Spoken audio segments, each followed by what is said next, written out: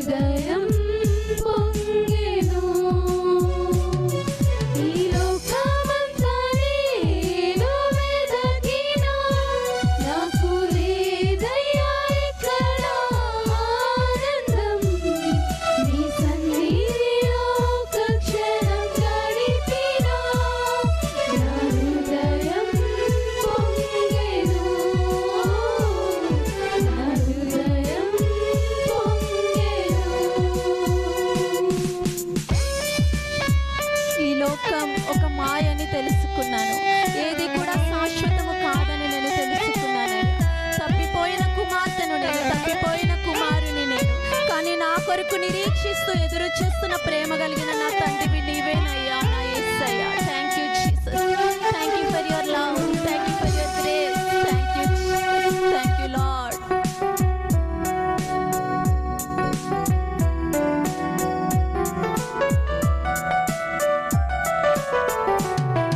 ఈ లోకం ఒక మాయని తెలుసుకున్నాను, ఏది నా సొంతం కాదనుకున్నాను.